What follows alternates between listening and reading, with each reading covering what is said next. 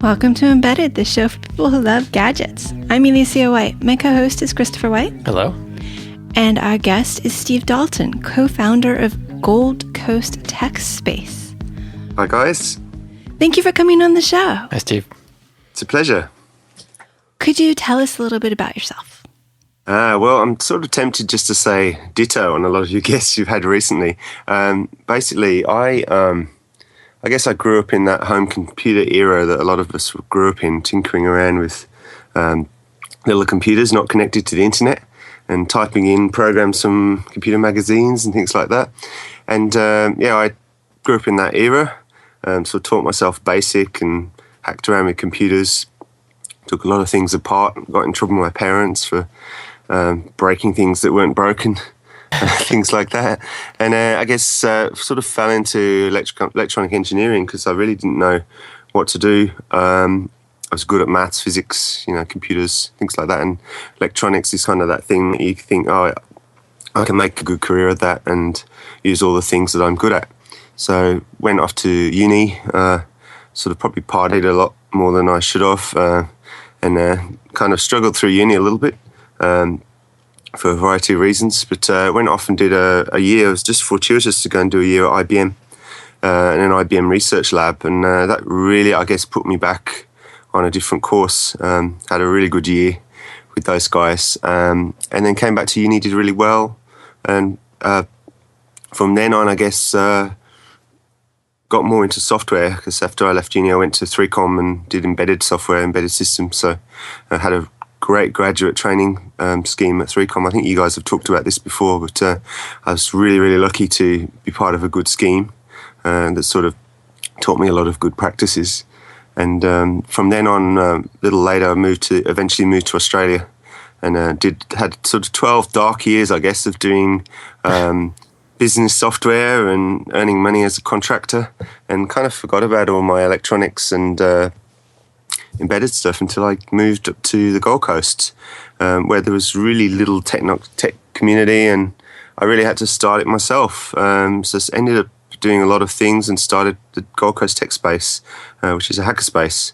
And that's where I really got heavily back into electronics again, back to what I originally loved, and kind of did a big full circle, really. So that sort of sums it up in 3 minutes. Before, you said you went to Australia, so you're not native there, but you are also based on the words like uni. You're not you're not US based. Where were you before?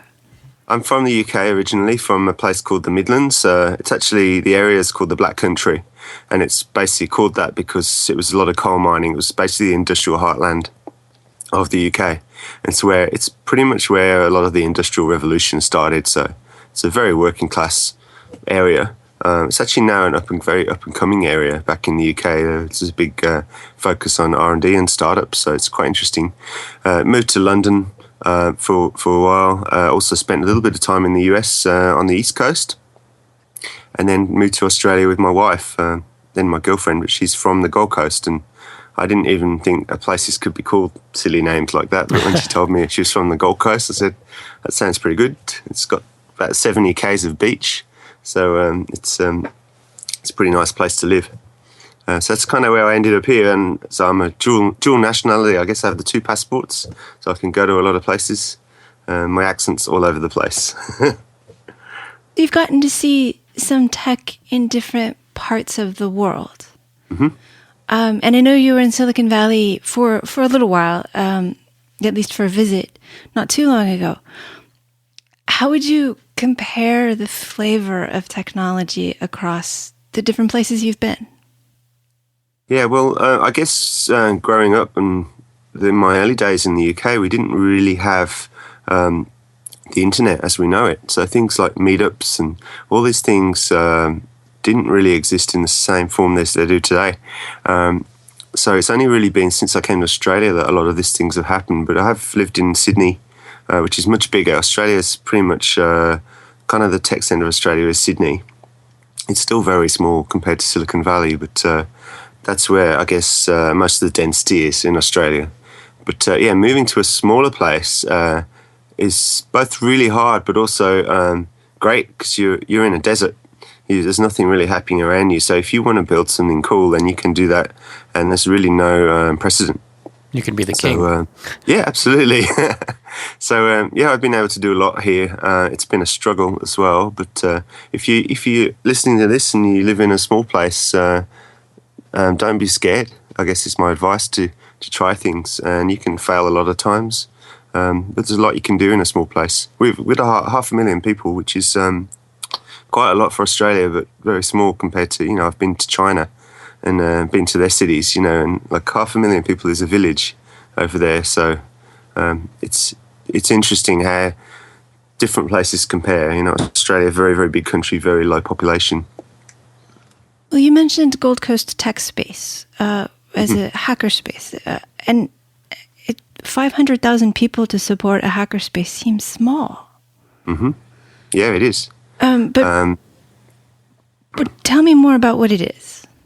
Yeah, so I guess I'd visited a hackerspace that was just starting in Brisbane, and I had been listening a little bit online to a few podcasts and things like that about this maker movement.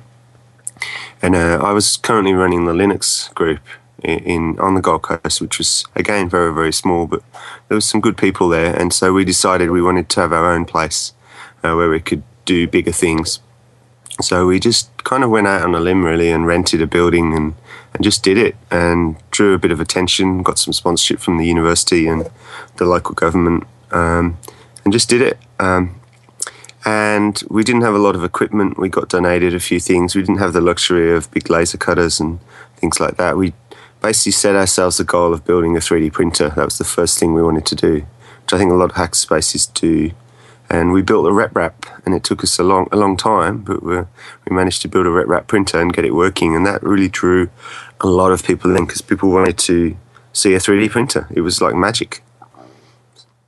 That would be a good place to start. I mean, 3D printers can't then print all of your other gold devices. I mean, you're not going to get a 3D printer to print a laser cutter. No. But it's an enabler. A second 3D printer. Yeah. So, the 3D printer's been really good. And even to this day, we get people coming in, all they want to see is the 3D printer. Can you turn it on, please? And it is like magic to a lot of people, even though, this technology, like the first 3D printer I think I saw was 2007, when my friend Vic Oliver came over from New Zealand with one, and he showed it at LinuxConf in Melbourne. And that's when we bought the parts to an old Darwin. I don't know if you ever saw the Darwin RepRap. It was the first generation RepRap printer. It was awful, but for the time it was amazing. But it was a cube. It was really unstable. Had a lot of problems. But it's what birthed the later generations, and it inspired a lot of people. How much of your goal with the hackerspace is to kind of build the community and expand it and do outreach versus just provide a space for existing people to do projects? Do you have programs that are specifically designed to say, okay, because you say people are coming in and saying, oh, I want to see the 3D printer. Are those people who are already into the tech kind of world there, or are there people who have never heard about it and are exploring? We've kind of got sort of two sides to it, I guess. We've got the hackers, the geeks, but we also, the city that I live in it's a very family-focused city. There's a lot of families on the coast that move from over the border in New South Wales that migrate up to a nicer place to live, from Sydney and New South Wales, where the property prices were a lot higher. They come to the Gold Coast basically to have families. So we have a lot of kids that come to our space, a lot of parents. We run holiday programs, teach kids about electronics and programming and things like that. And some of those people become members, but some of them don't.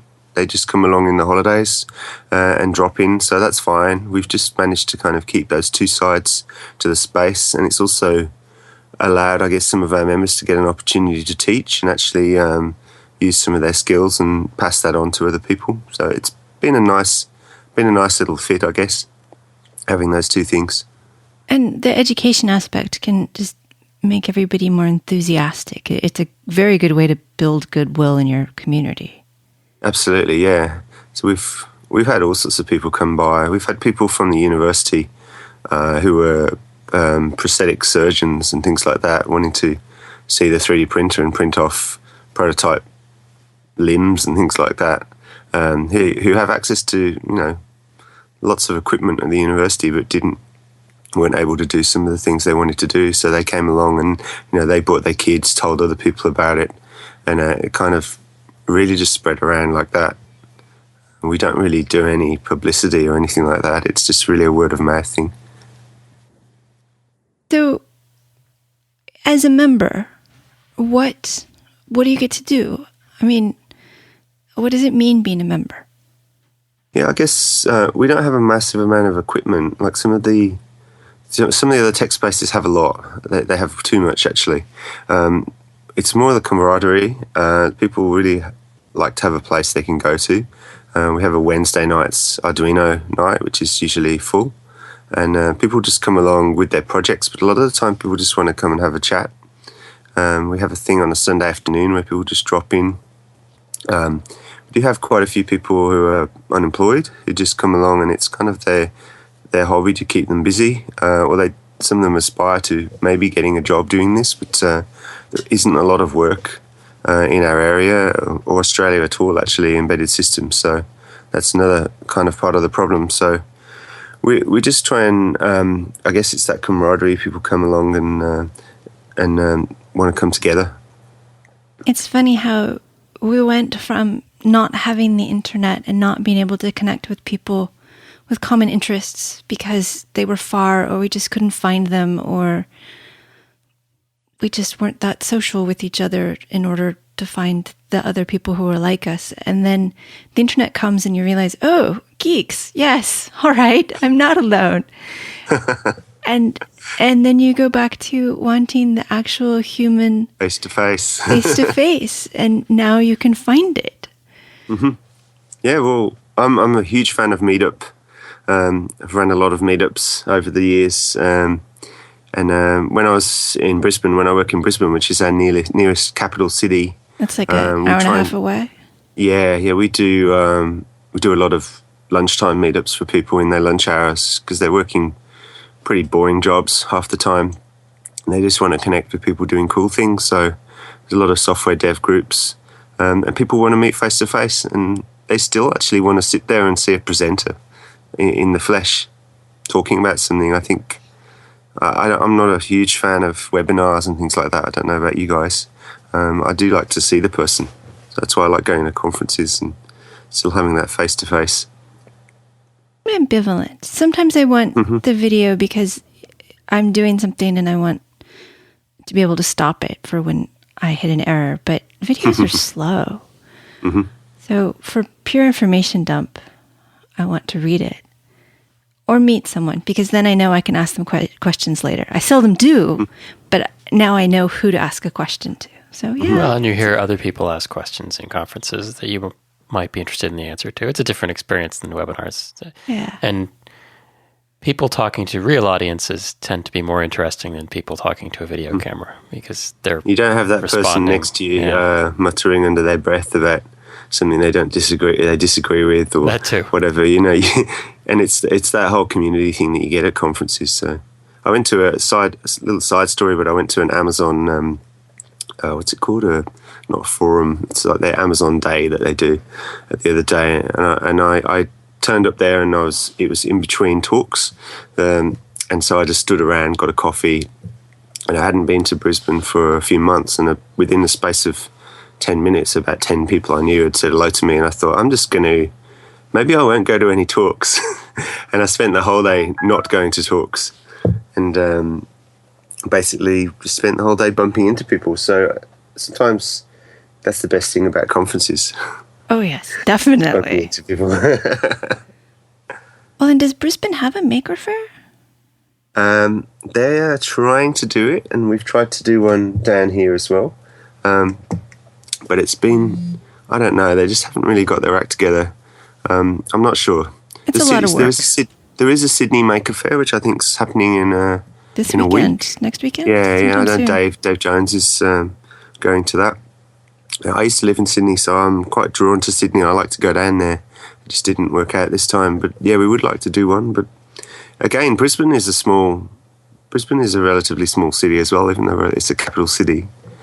So yeah, our population's very small here, and you've got to really hunt to find these people. Most people aren't doing tech in the valley. And you visited. That was one of the ways we met. Was you visited Silicon Valley earlier this summer?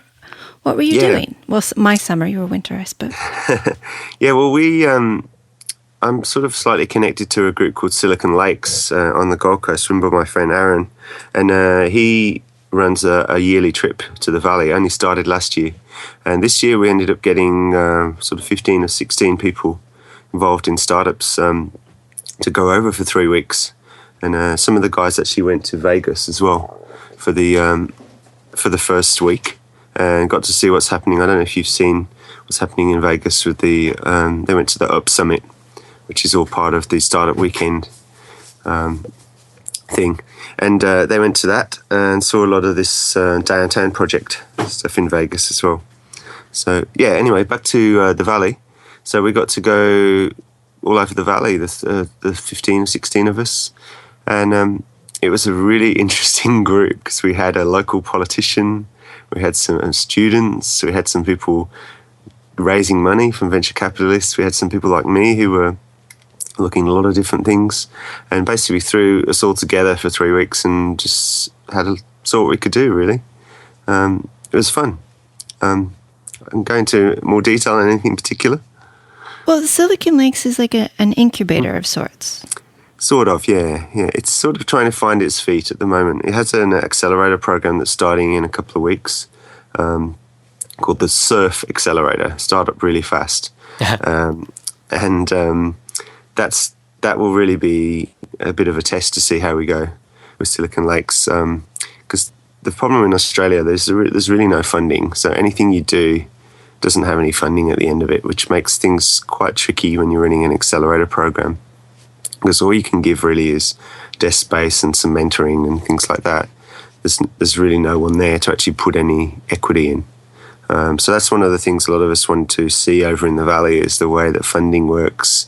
We did get to talk to some VCs, one very, very senior VC who was quite interesting, and really to see how that works and see how the valley works.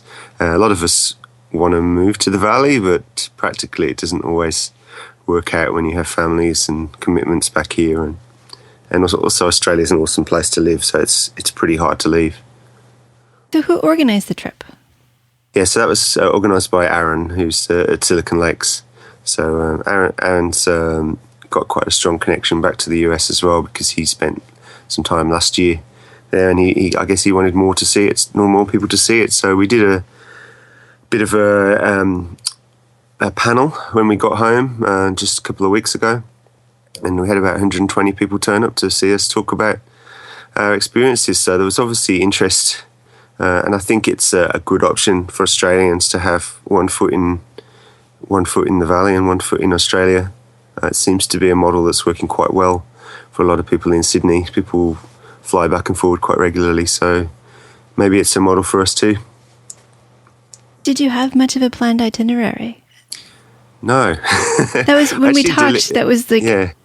It was weird. You were doing all these amazing things, but everybody was kind of going their own way. We flip-flopped from one thing to the next. It was very interesting. One of the things that Aaron told us is basically don't make too many plans because the more people you talk to, they'll open doors for you. So we had a couple of things going in the first couple of days, and then part of my mission was to go and look at other hackerspaces and accelerators, particularly around hardware. And so I just asked around. Everyone I spoke to, I asked where should I go. Had a few dead ends, like a VC told me to go and check out the Samsung accelerator in Palo Alto, which was pretty funny that we rocked up to the front door and got past security, and then basically we were escorted out. They were very secretive. They wouldn't even let one of my colleagues visit the bathroom. So that was a bit of a dead end. It looked very fancy. I don't know if you've been up there. It's in the old Borders bookstore in Palo Alto on the main street. But yeah, they were very, very suspicious of these crazy Aussies trying to come in and talk to someone. So yeah, we went there. Went to a few different accelerators. I got to visit some contract manufacturers. I went out to AQS and got a tour of the production line. That was pretty cool. What's AQS? AQS is they're a contract manufacturer out at Fremont, over by Flextronics. So I think there's about 7 different contract manufacturers out there, and a lot of them are starting to have their own accelerators. Some of them even have their own VC funds. So it's quite interesting what's happening in the hardware space around that area. So yeah, we got shown around the production line by their COO. He was really cool, and got to see how a prototype production line works. So I don't know if you guys have seen much of production lines. Yeah. I've seen full manufacturing lines for when I was at 3Com, but this one was a bit interesting in that they can quickly swap machines around. So they had a lot of Kickstarter projects, and they could basically pull reels in and out of the machines and quickly reconfigure the line. Oh, interesting. Yeah, that is a new problem, having lots of small runs. Yeah, so you could see like where their chip shooters and where their pick and place machines were, you could see like spare kind of racks of reels that were sitting there that they can basically roll in and out of the pick and place machine. And then I think the idea is when your Kickstarter goes crazy and you get lots and lots of orders, they can basically call their friends up in China and just say, okay, configuration A for this line, can you set this up? And then basically they can replicate the entire line in China as a fixed line. But I think they don't do that until they get to about 10,000 or something like that. It's quite a big number, actually, before they move out of the US. Right, that makes sense. That was quite interesting. When we went off the end of the line, they had... there was a guy... Did you guys read about the Parkinson's spoon? Yes, I did. Yeah, yes, we mentioned it on the show a while back. Yeah, as I walked along the end of the line, they were showing us their test facility, and there was a guy actually testing the Parkinson's spoon. So they were manufacturing it there, and he was doing this whole wobble of his hand, actually pretending to simulate that. And then he also had a little machine next to him which had about 10 of the spoons, all wobbling at different speeds. So that was quite cool because I just read about it the day before, and then I walked down the line and saw it being manufactured. So it's really cool to see things coming off the line. But yeah, it was just quite amusing seeing this guy wobbling the spoon. That was his job. They were making all sorts of different things. I think they're making Bitcoin miners. They had some high-end audio equipment. They were making little bits. I think you guys know little bits as circuits. Well. There was all sorts of things coming off the end of their line. So that was cool. So you did that. You met a VC. You met lots of other people. Yeah. And you just did this by committing to go to San Francisco, San Jose, and asking? Yeah, basically. I think that's really cool. People think, I have to become part of an accelerator in order to talk to anybody. And that's not always true. Sometimes you just have to pick up the phone and say, I'll be in your area and I'm curious about what you're doing. Well, I guess that's what I did with you guys. That's true. We had a few people in our group. Like one of the guys in our group, Kasani, who's a student, and when we were meeting the VC, he was a bit shy because it was a bit intimidating, and I just gave him a nudge at the end. I said, ask your question, and he plucked up his courage and gave his little pitch and asked his question, and straight away the guy gave him a whole load of names to look up. And then he went and looked those names up. And then, of course, because he'd met this guy, you can kind of name drop him a little bit. That usually gets you a meeting. So you can kind of just follow on from one thing to the next. Name dropping the person who recommended you is a great way to sort of get a meeting with people. But we were just amazed how giving of their time people were. People were very busy. We were happy to make time for you. So, if anyone wants to do that, I'd encourage them just to get out there and basically follow your nose. We packed a whole 3 weeks just going from one thing to the next, and we would just hang out in cafes. If we didn't have any meetings, we'd just go and hang out in a cafe and talk to the person next to us, and that would often send you on a new path. If you've never been to Silicon Valley, that is a weirdly good way to meet people. Or you can just eavesdrop in cafes in Silicon Valley. Yeah, well, I kept bumping into the same guy at the Red Rock Cafe in Mountain View where we met. And he was from Adelaide in Australia, and he worked for F5. the local redirectors. And I kept bumping into him, and he every day I bump into him, I would introduce him to a different person who was in my group, because we were all in different teams and different groups. So it's funny who you bump into. But we also, had some very interesting interactions with people at hotels. We met a guy who was basically a mobster in Mountain View. He was I shouldn't talk about it on the radio, but yeah, probably not. His grandfather was some mob family, so that was an interesting chat. We met all sorts of people. Well, San Francisco. Sorry, go on. You visited Hacker Dojo in Mountain View. Yes, it's one of those just prototypical hacker spaces. One of the first that was super popular. Did it feel like home? Did it feel like Gold Coast Tech Space? It was good fun. We went along on one of the evenings. There wasn't many people there, and I just sat down in the electronics area and just kind of listened into some conversations. And we met this guy who worked for the original. I'm sorry, my mind's gone blank. The Silicon Valley, the birth company, the first company. Fairchild. Electronics company. Sorry? Fairchild? Fairchild, yes. So he worked for Fairchild in the original Fairchild. So he had all sorts of great stories. And he was just he was retired. He was one of the hackerspace members, just hacking around. Managed to fix one of their robots, which was funny because none of the robot team were there that night. And I saw the robot on the table and they said, there's some problem with something. And they basically just wired it wrong. So I just rewired it for them while they weren't there. And apparently that was all good. So, and then we used their laser cutter, did a few other things while we were there. The Hacker Dojo is an interesting one. I don't know if you guys have visited, but they've also got this group off the side, which is called Hackers and Founders. So they've got a room off to the side where they're running kind of an incubator, which is more around startups. And I could sense there was a little bit of tension, maybe. I don't know if it's tension, but there's kind of two factions there in the space where, some people want it just to be a hacker space for hacking around, and other people want to take it commercial. As you were talking about your own, you mentioned that there were people who were unemployed who were trying to get the skills. So I think that tension is part of it. I think that's going to happen anywhere. Yeah.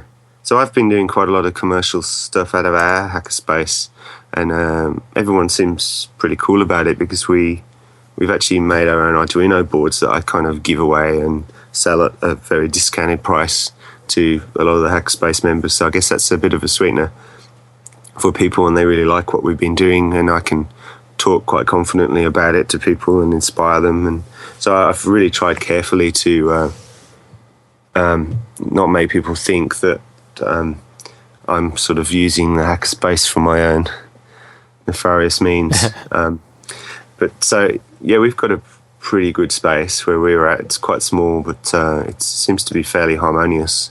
But I know a lot of other hackerspaces have had troubles in recent years where they've been storming a lot. I know the Noise Bridge in San Francisco, I think it is. I'm not sure where it is. That's one of the original hackerspaces, and I'm on their mailing list, and I think they have a lot of issues, and they've had all sorts of problems, and I think it's down to only a few members at the moment. So hopefully they can do a bit of a reboot, because that's the original. I think it was the first US hackerspace. You'd mentioned funding being difficult in Australia, and just to go back to the VC question for a minute. One of the reasons that Silicon Valley has such a thriving funding community is the industry built up over the years, and people who did well left active tech development to become VCs or to start funds or to participate in funds. And so that all built and became kind of a self-fulfilling prophecy or self-reinforcing cycle. It seems like there's a little bit of a chicken and the egg problem where you have to have successful companies before you can have enough capital to create funds, and yet you need funds to have successful startups. Do you see a way to break that lock? Is it to get funding from the United States or elsewhere to bootstrap your region? Yeah, or? It's pretty hard. We've got what we do have in Australia, which is quite good, is there's quite a lot of Australian startups that have done quite well. Most of them have gone to the US, and some of them do come back, and some of them, like Atlassian, are kind of the most well-known groups that are doing that. They're coming back to Australia and actually seeding funds over here. So Mike Cannon-Brooks, who started, one of the founders of Atlassian, he's running a VC fund out of Sydney at the moment. So they're trying to give back to their home country. So there's a few people that do come back now and then. A lot of people have to say they do go to the US and stay there because it's just too tempting to stay. I hadn't considered that. They say they're going to come back, but yeah, it's some are occasional visitors, but some of them do send their money home and do things. But most of that's around Sydney. We have some investors locally here, but they're really they call themselves angel investors, but they're not really tech focused at all. They're more in real estate, bricks and mortar is their thing. They know best, and I think technology just scares the bejesus out of them.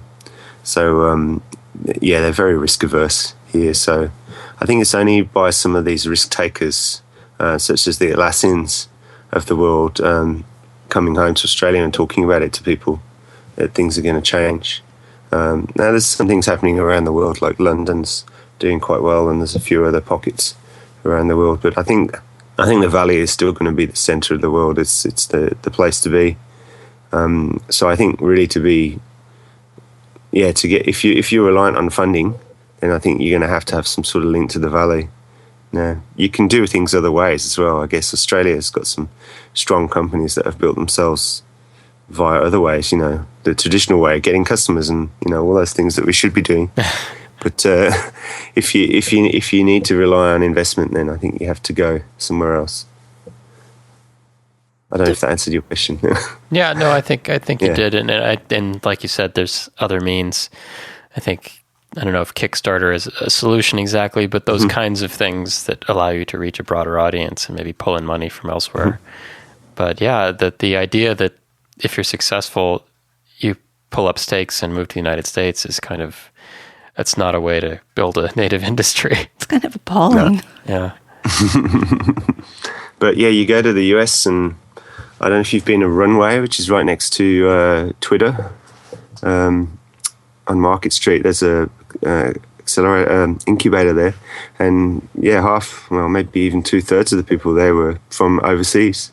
We had like some sort of German government thing set up in the incubator for German companies, and we met all sorts of nationalities. So it really is kind of the place people go. So I don't really see that changing.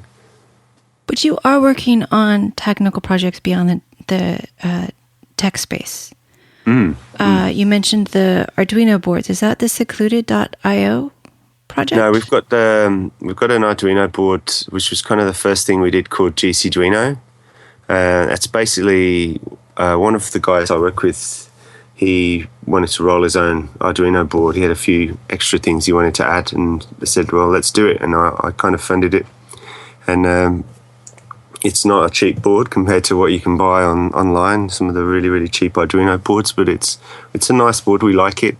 We made it pretty colour, put our logo on it. We've added some extra pins. It's a breadboard plug-in board, and it's been quite popular. I think we've sold a few hundred.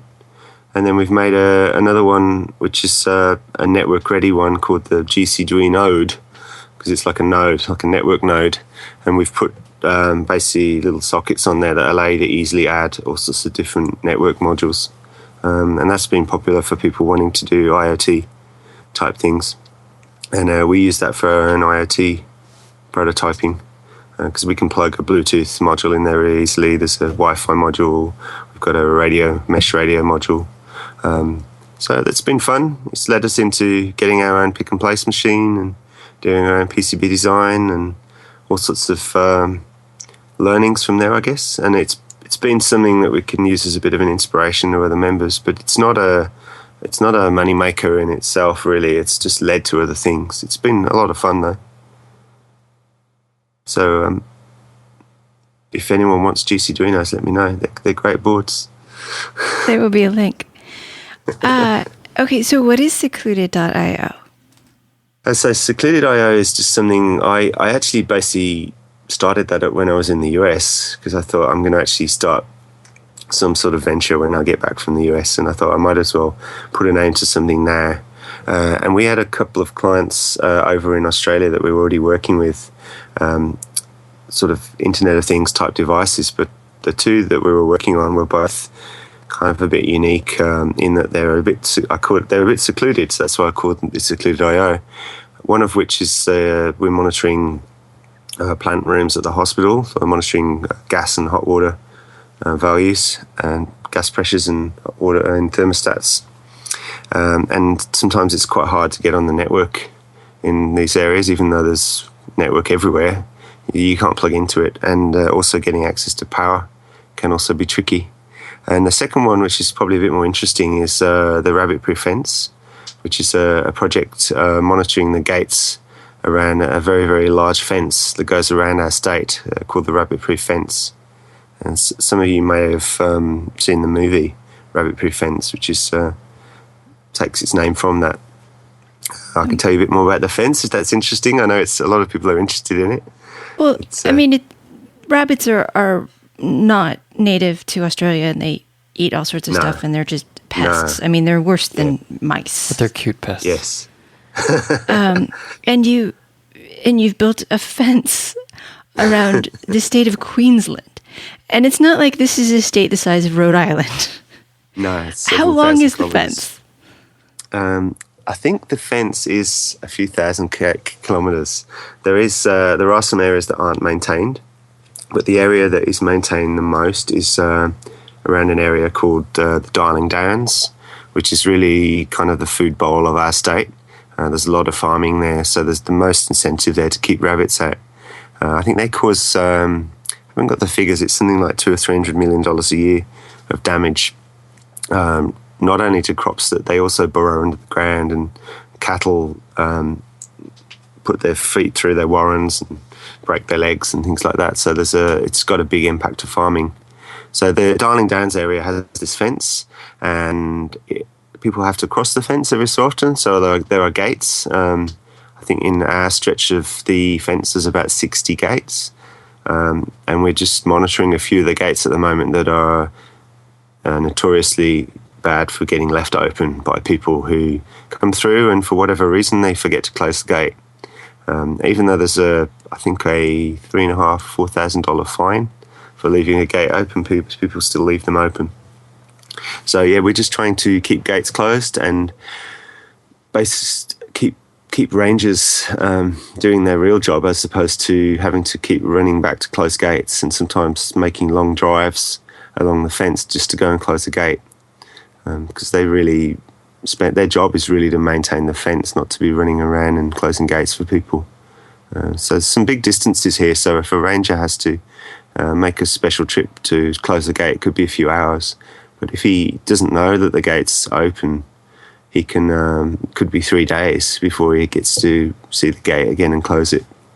In the meantime, several thousand two rabbits bunnies may have come through. Fibonacci says that then you have 3, and suddenly you have a lot more rabbits on the wrong side of the gate. And they breed really fast. Yeah. It's very, very fast. I think they breed within 30 days or something like that, they can breed again. So as you can see, the populations can grow very, very fast. They have them over in New South Wales. So across the border, there's rabbits, and they cause massive devastation. And I don't know if I told you this story, but on the Rabbit Board website, they actually have a rabbit resettlement farm over the border in New South Wales, where people in Queensland who have rabbits and they want to hand their rabbits in as pets, because you're not even allowed to have them as pets. They can hand their rabbit in and it will be resettled in New South Wales. But several people I've told this story to have commented on the whole farm thing, sending your rabbit away to a farm. It's probably not. They have some nice photos of like kids cuddling rabbits and things like that. And I have a feeling maybe that's not what happens. I remember my mom telling me my cat had gone to live on a farm. Yep. I mean, I think I was like 5 at the time, so I'm not saying that's bad, but we had a really vicious dog when I was a kid. He was great with the kids, but he would attack the postman and the whenever anyone came to the house, they would get attacked. And he was sent away to a farm, I was told. So I don't think that happened. So yeah, the rabbit-proof fence. Going back to that, it's pretty remote. We don't have any power. We do actually have some mobile coverage, which is quite unique for Australia. We have good mobile coverage across some very vast distances, and that's mainly for political reasons. The farmers, I guess, have quite a large political influence in Australia, and state-owned at the time, state-owned telco basically had to put in a lot of mobile networks into places that probably aren't economically viable. So we do have some good mobile coverage, and we also have satellite, so we can get to the internet. So you have sensors that tell when a rabbit fence gate is open, and Yes. then you use mobile or satellite to notify the ranger. Yeah, the ranger, initially it was the ranger, and then we thought, well, we can actually notify a local farmer. He might be nearer. And they hadn't even thought of that. So we just can send a text to a farmer because, the internet's not always a given that people can even get on the internet, but they can usually get a text message. So we can also send a text message to a farmer. And they can reply to say, I'm going to shut the gate. Or if they don't reply, it can get escalated to a ranger. So we're just trialling it at the moment on a couple of gates, but we're hoping it will be successful and we can roll it out to a lot more and save a lot of time for rangers and stop a lot of rabbits coming through. So it's quite... And you do this through your consulting business. It's Refactor, Yeah, is that right? yeah, Refactor, yes. So it sort of came about via... the rabbit-proof fence came about via a friend of mine, Glenn Tozer, who is on the rabbit board, and he's called the rabbit board, and he's like a board member. And he mentioned it to me the one day. He said, there's this problem with the rabbits, and is there any way we can fix this with technology? And I'm like, well, sure. But for a price. Really easy. It's actually quite easy. Inductive sensor will cost you about $2 online, I think, to buy an inductive sensor to test if a gate's open or not, and then put a bit of electronics in. So and a solar panel? Yes, solar panel on the battery, yes. Yeah. That's actually the hardest bit, is actually making the thing rugged enough to withstand the weather. And the Australian bush is very harsh. We have a lot of animals out there that like to attack things. So I hear that. Yeah, I hear that you have crabs that are bigger than dogs. Is that true? Whoa. Land crabs. I had to Google it myself, but yes, they do. We do.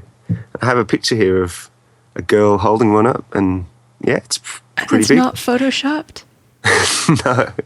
We have a lot of big and scary stuff, and I think that's what a lot of people visiting Australia think about. They almost think they're going to get attacked at the airport by, wild dogs and spiders and snakes, and it's the little poisonous stuff that worries me more. Yeah. No, yeah. I typed in Queensland giant into Google, and it listed a couple of the options of what other people search for, and there was grouper, which I'm not too worried about because those are fish.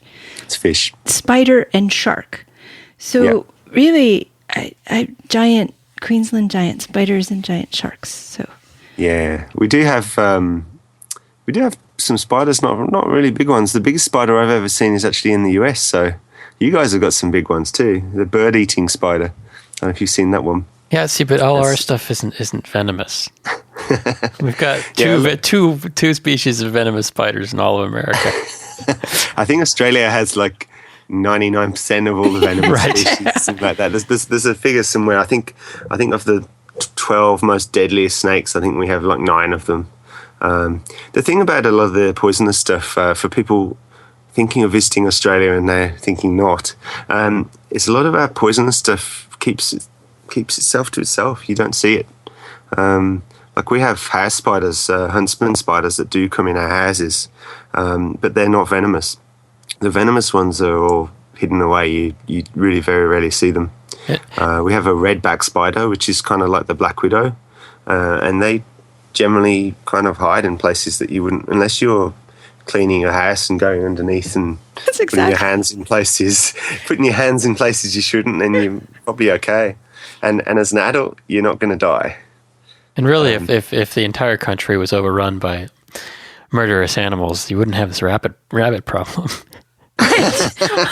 Why haven't we trained Chris the had a good spiders idea, to didn't eat he? rabbits? Well, we have the dingo fence as well, which I think I told you guys about. There's a fence that keeps wild dogs out. And The approach to every problem is to build a fence.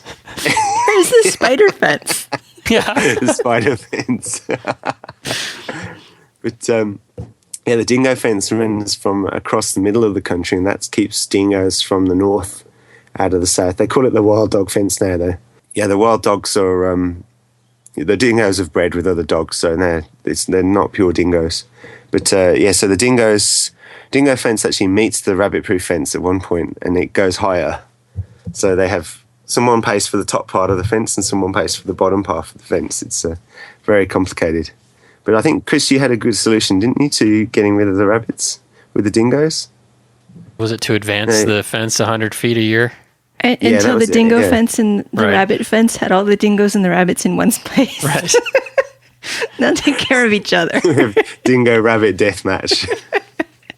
I might place my money on the rabbits, actually. Well, the funny thing we have with the rabbits now is the rabbits are breeding with pet rabbits that have been let go.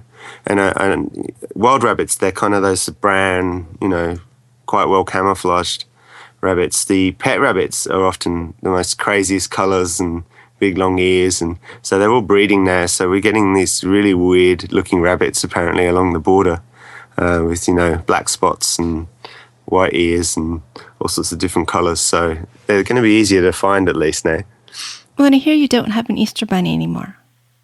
No, so the Easter bunny is he's been outlawed. So we have a native animal called the bilby, which is similar to a rabbit, which is actually really endangered. And so there's really cute. Yeah, they encourage people to have the Easter bilbies now instead. So Cadbury's actually make a Easter bilby in Australia, not an Easter bunny. So bilbies are cute, and they have a bilby fence too. So we love fences. Of course. And that's to keep the bilbies in and help the bilbies. So sure it is. And then the pet bilbies that end up at the farm. Okay. We could probably go on for hours on bilbies and bunnies. So you do the rabbit-proof fence technology through your consulting firm Refactor. Mm-hmm. What else does Refactor do?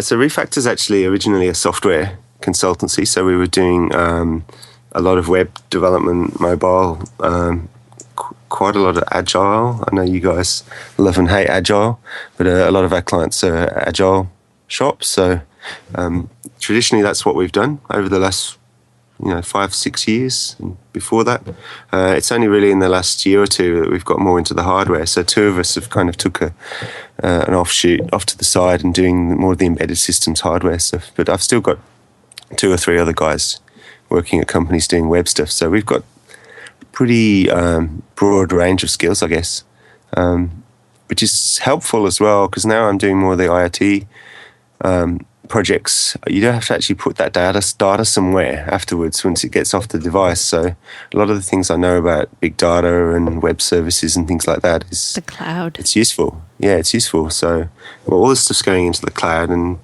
I was at the Amazon thing the other day, and Amazon are very aware of hardware and IoT, and they have a few cool little things which you may or may not know about, such as Kinesis, which is a very, very low latency place to send data on massive scale. The data only lasts for 24 hours, and then you have to actually get it out of there into somewhere else, into your data warehouse, or do some big data analytics on it, or put it into a database. But it's super low latency and quite cheap as well. So that's one of the things I was looking at using for some of my things that are very high scale. But when you talk to these cloud guys, they're very aware of this kind of revolution, I guess you could call it, or maybe it's a bubble, who knows, around IoT, and they're providing for it. So it's well worth having a look what they're up to. And it's neat that you're talking about IoT as electronics and software and cloud and data. You have all of these parts to making a good Internet of Things thing work. Internet Absolutely. of Things thing. And Internet Connected of Things. thing. Terrible, Connected terrible term. Well, have you seen we have the Internet of Wearable Things, the Internet of Industrial Things? Everyone's tacking on. I'm starting the Internet of letters Stuff. now. Well, and one of Internet the of listeners, Steve, well, no, not Steve. I forgot his actual name. I only know his Twitter handle. Stuart? Yeah. Is doing the Internet of Things Pet Rock because Yes, of for the show. Hackaday. For Hackaday. Yes. That is pretty funny to Yeah. watch. I saw that. That was good. I looked at that Hackaday project because I put a Hackaday project up, which is kind of languishing a little bit. And I think I got tweeted at the same time as his project as well. They did a tweet of the week or something. Ah, And, yes. suddenly I got like 10 skulls after I got tweeted. And I hadn't added anything to my project. So it all You need goes to show visibility. people. What's that, sorry? You just need visibility. Yeah, exactly.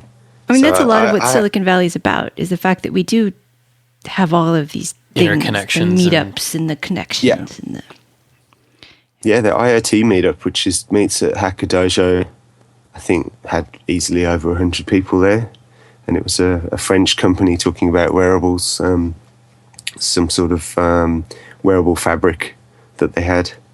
And yeah, there was a lot of people there. That's how I made a few of my initial contacts and met a few other people. So that's a good one. But I think there's about 4 or 5 different IoT meetup groups in the valley. So you can go crazy. oh, Actually, yeah. going back to the valley. That's really one of the things I really noticed. It's awesome being there, but I think very distracting. I don't know how you guys go. I think you guys must have to lock yourself away for a bit to do It some helps work. to be jaded. Really, really old Yeah. and jaded. And cynical. Don't forget cynical. But I can see going there and just not doing any work because you would just be going from coffee meeting to coffee meeting, meetup to meetup. And that's the good thing about Australia is you can kind of get your head down without distraction. So it's actually a great place to get work done. The Valley is a good place to network, I guess, and raise money. But this is a good place to get work done. And we do have plenty of engineers as well. And our wages are quite low. So anyone got lots of money out there listening? They want to come to Australia and hire some cheap engineers? Happy to hook you up. So what was the best part of your trip?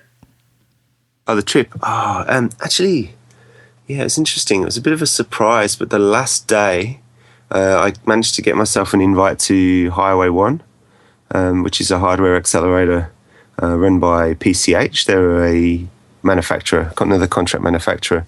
So we got invited to their demo day. I don't know if you guys have been to demo days before, but I think they had about 17 hardware startups all pitching one after the other, and the pitches were okay, but it was really just the people we met there.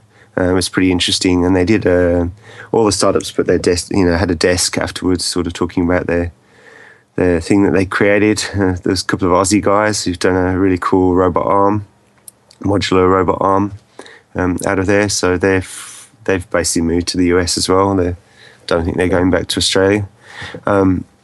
That was a good part of our day. And then I guess the second thing that was the highlight was going to Singularity University. So Highway 1 first. I want to point out that Craig Sullender, who was on the show maybe a month ago about vision, just emailed and told me he's going to be at Highway 1 working on a project for a few months. So clearly I need to talk to them. Yeah. Cool. I need to email them. You get 50. They give 50 grand, which is one of the best paying accelerators, if you want to think of it that way. You get 50 grand for, I think, 6 months. And they send you over to China, I think, for 1 month of that to Shenzhen, where you do all your manufacturing. And then, so they've had 1 or 2 tranches so far, and they just started their third one, I think. But they were great. They were very well set up. It was very professional. We met some great people there. That was just a very chance meeting, really. We just rocked up and managed to get in, and it was cool. I feel like we don't take advantage of all of the things around us. We don't go to hardly any of these meetups. Been here a long time. And we came from a different background. Neither of us got into the small startup world, or at least not for a long time. Coming from big companies, it feels like a different valley when you're working for bigger companies, I think. Well, I guess San Francisco is kind of the place to be. Yeah, and San Francisco's changed a heck of a lot in the last few years in terms of the tech there and stuff. So it's... Yeah, we were blown away by the growth there and what was happening there. And I guess someone said to me the other day that maybe the new Silicon Valley is Silicon Valley. Maybe I heard that on your show, I don't know. In that Silicon Valley is going to be the hardware and San Francisco is going to be software. So that's one of the things that people were talking about. So we'll see. I still have my hopes that the San Francisco thing is a bit of a boom that will die down a little bit, because it's good for networking. It's good to have high density and companies in close proximity to communicate, but it's extremely expensive up there. It just doesn't make economic sense to me.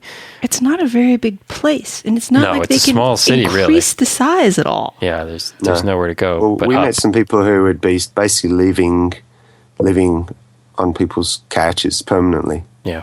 And another guy who basically sounded like he almost lived in a box. He had like no kitchen. I think he had a bathroom, and he basically had a very, very small apartment without a kitchen. I'm not sure how you can do that, but anyway. Food trucks. Yeah.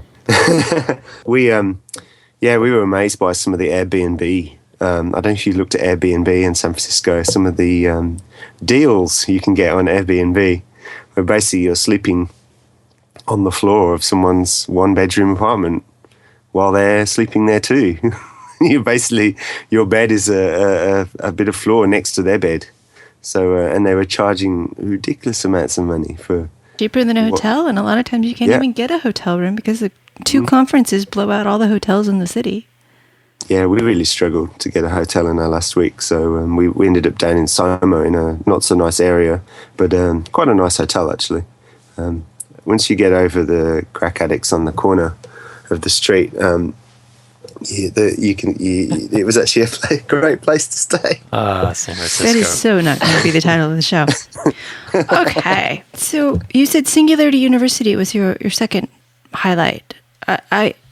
I'm surprised by that. Singularity University is very cool. Certainly, NASA Ames is a great place to visit, but you know that they believe in the singularity, right?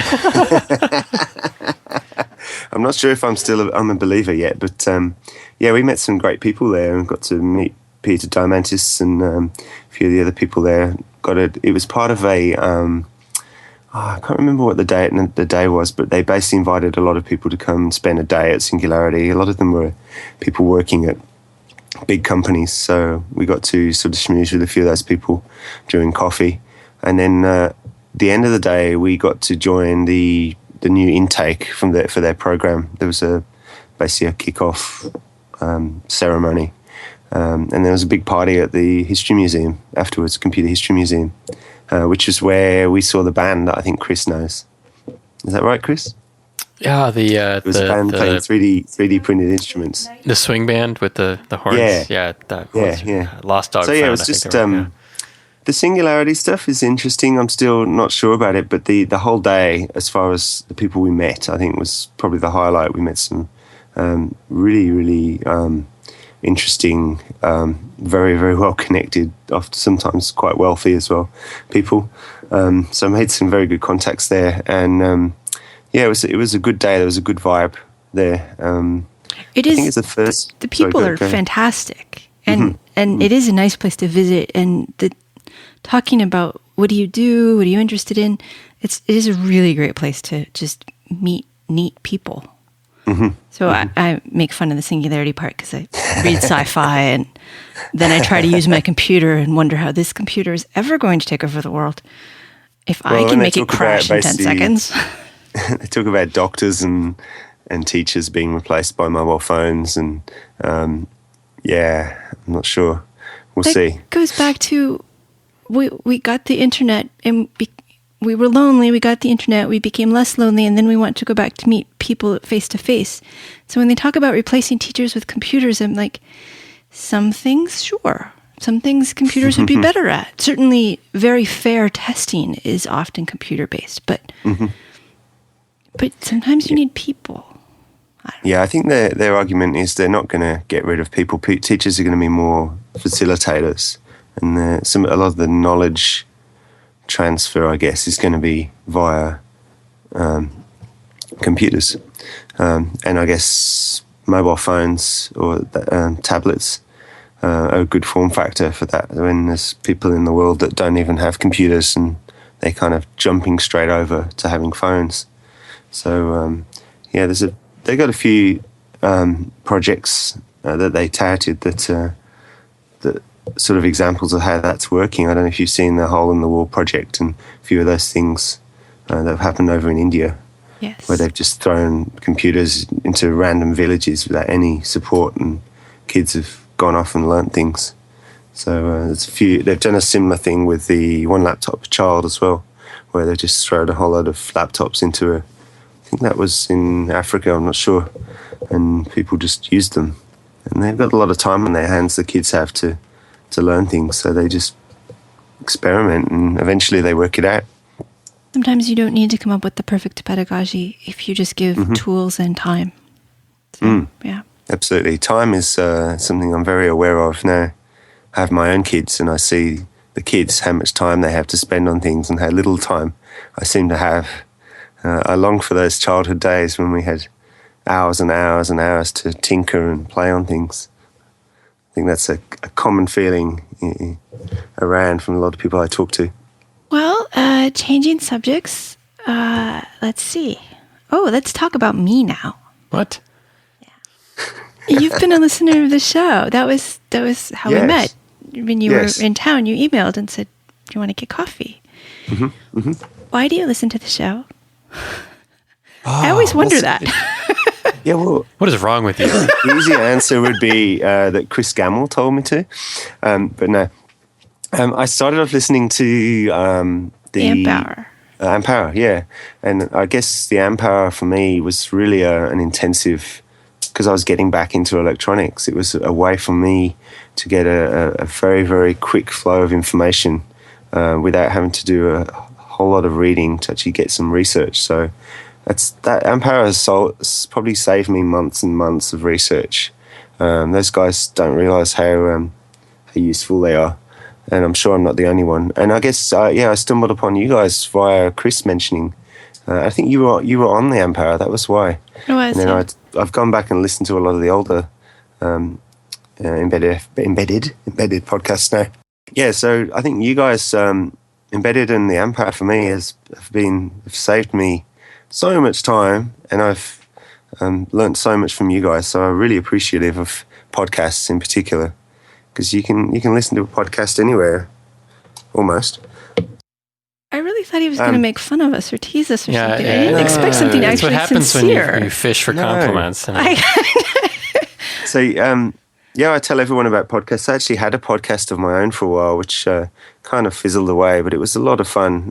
We got to meet a heck of a lot of awesome people through the podcast. That's the really great thing.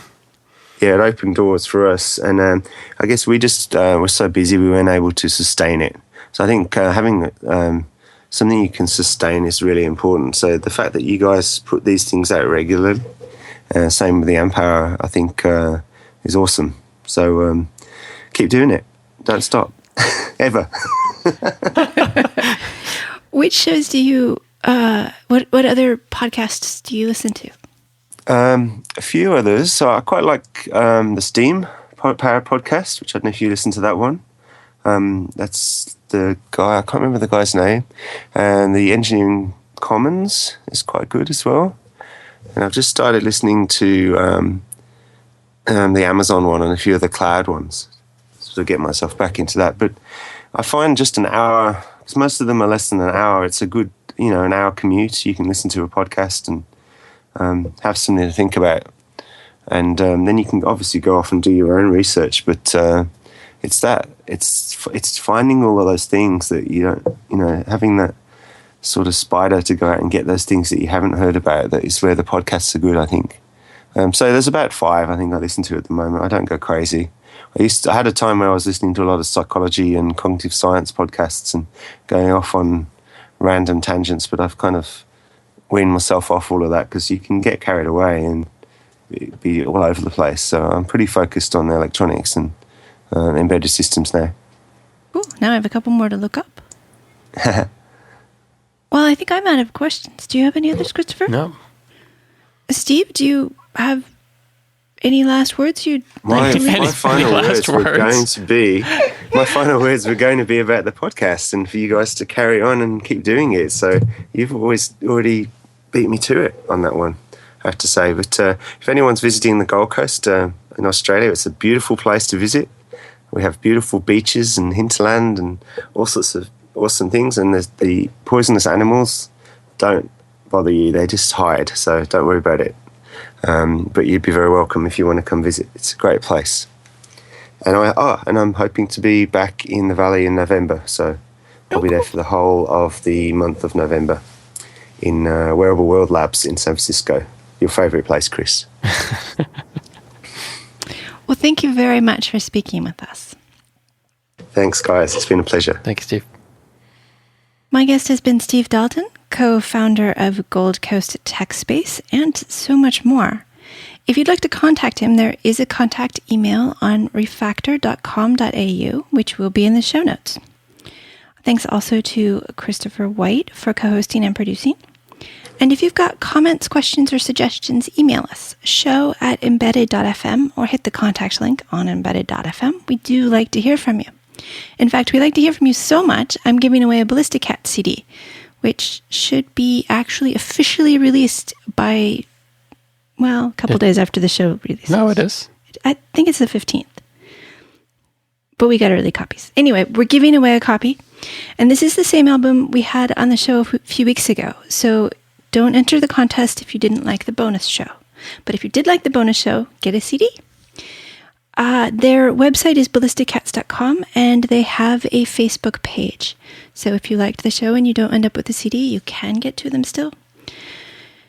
And now to get the CD, guess the number that Steve will be giving me after the show is over, and the album is yours. Whoever gets closest by 8:20 wins. Steve, do you want to give any hints for your number? Hints? Ooh, No? Sure. Green. Should I do that? Does anyone know the game Bingo? It'll be something around bingo. It won't be one with a funny bingo name. What? All right. That was a hint for somebody, but it wasn't for me. So maybe that's for the British people. Oh, who knows? Thank you all for listening. The final thought for this week, Charles Schultz, because, Snoopy's the best. And that is, don't worry about the world coming to an end today. It's already tomorrow in Australia.